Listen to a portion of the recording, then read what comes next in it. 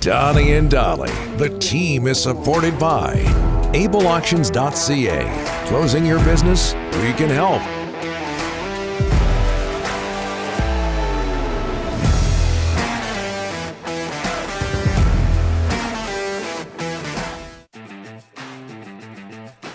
Okay, it is Thursday, just ahead of one of our guests of the day.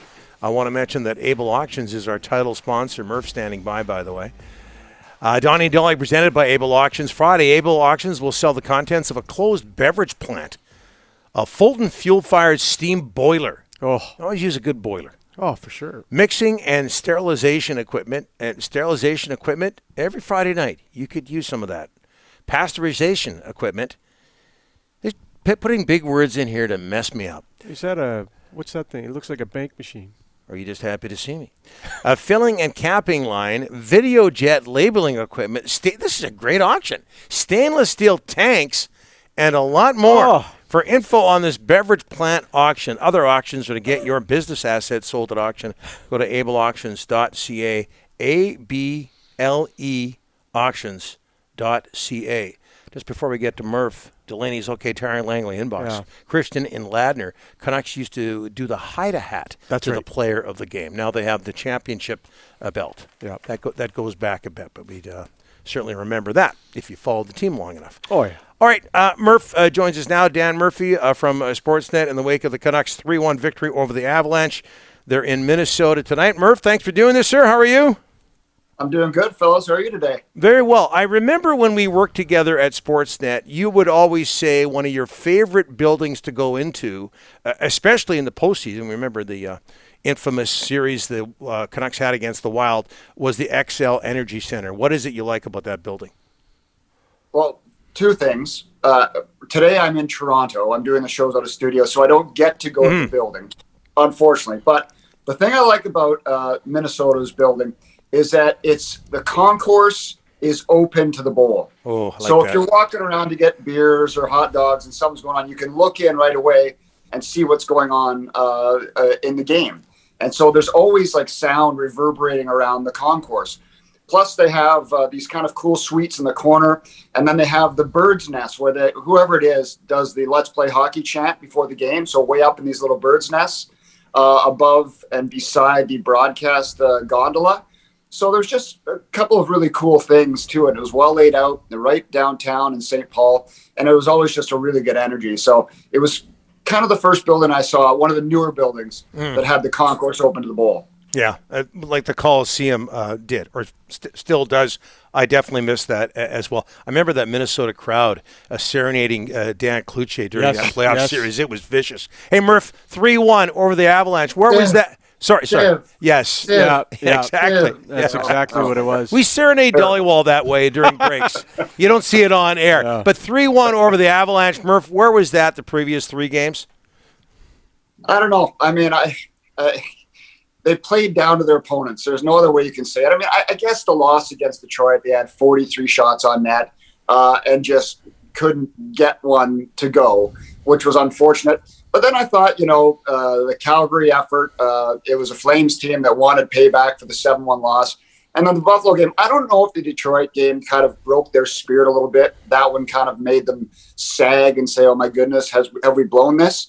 I don't know where the effort came from. I think part of it, and Bruce said it yesterday, was that with the deadline passed, there's certain players in this team that can now relax and not have to worry about what's in front of us. And I think that's one thing. I think another is there's always a fear of being embarrassed. And the Avalanche can do that to you. The Avalanche have done it to this team already this season. And the last thing is Yaroslav Halak has had such a tough time recently. He was in the spotlight Saturday night for the wrong reasons. He's been pulled his last 2 games. He hasn't given Demko a full night off since late January. And I think really the team wanted to step up and play hard in front of him because I think he deserved it after how this season has gone. So there's a multitude of factors as to why I think the effort looked the way it did last night. And make no mistake, this wasn't lucking into a win and, kind of parking the bus. And they were good. They were full value for that victory. And it was one of the most complete games of the season, I would say. Murph, JT Miller, only 6 guys have more multi-point games than this guy. in the NHL this season. Boy, I'm looking ahead, Murph. Signing him is going to be interesting this summer, is it not? It is. You got to wonder what approach they'll take because I think they probably tried to sign Tyler Mott as well, right? But they had a number that they could go to, said, here's our number. Yeah. If it's not enough for you, I'm sorry. We're going to have to part ways. I don't know if that's the same approach they'll take with Miller, obviously at a much higher rate and term.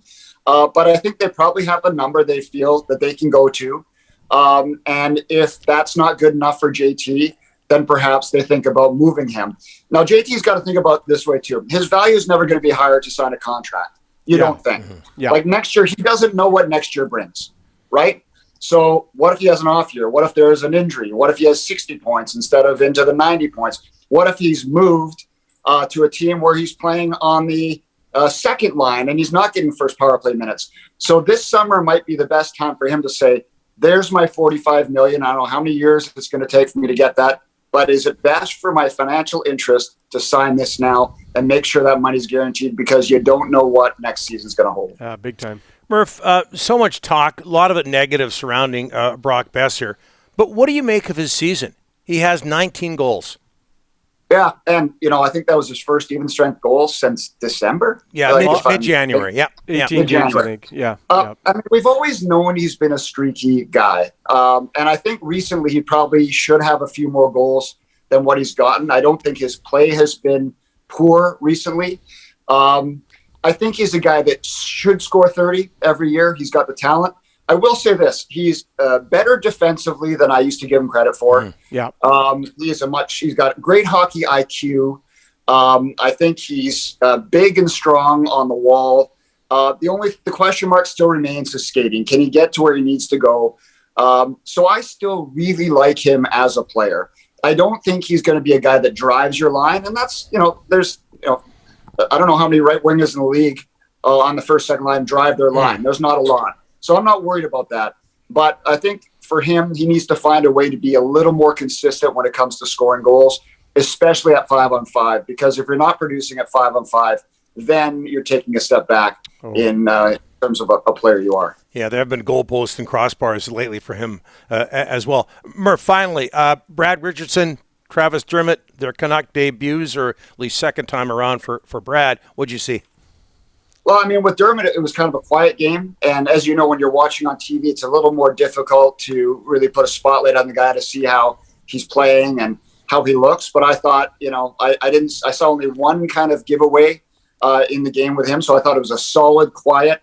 And with, Richardson, you know what you're going to get. It's 100% effort. He's not going to cheat you on that side of it. He can play down the middle. He's going to give you some penalty killing time. I don't think he's the player that Tyler Mott is right now at his career at 37. He's not as fast. He doesn't kill penalties as well. But I don't think the drop-off is that great. So I would say for the players that they are and the positions they're playing in terms of where they are in the lineup, I didn't see any problem with those two players last night. Murph, you're our first ever guest on this show. We appreciate this today, and we appreciate that as well. Thanks so much. All right, guys. And one more thing. Yes. So I want to say this quickly.